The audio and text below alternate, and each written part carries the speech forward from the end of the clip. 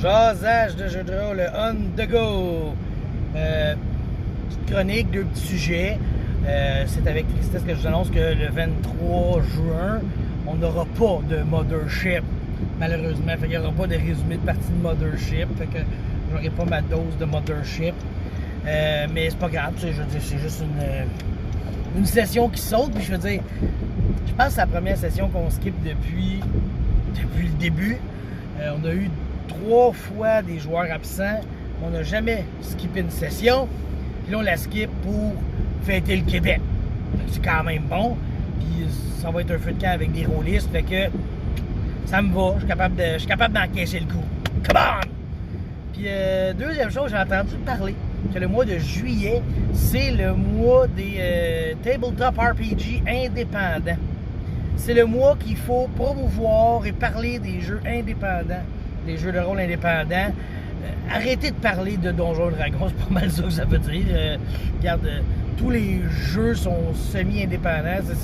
Il y en a des plus connus que d'autres, là, mais la majorité, ils sont pas mal inconnus comparé à Donjons et Dragons. On s'entend-tu là-dessus? Ça a déjà été dit et redit. C'est pas le dit, là. Donjons et Dragons trône au sommet de la pile des jeux de rôle connus, tu sais. Fait que il faut promouvoir ça. Il faut jouer à des jeux indépendants. Dans nos chroniques, il faut parler de jeux indépendants.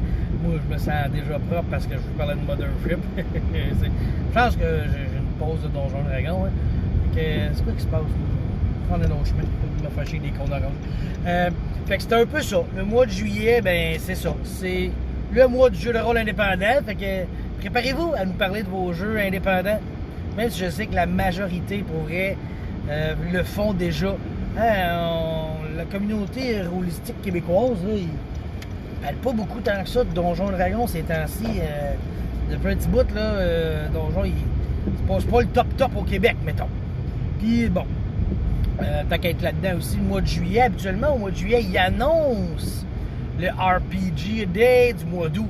Fait que là, dans une semaine environ, là, un petit peu plus, on va savoir sur quoi qu'on s'enligne pour le RPG Day 2023.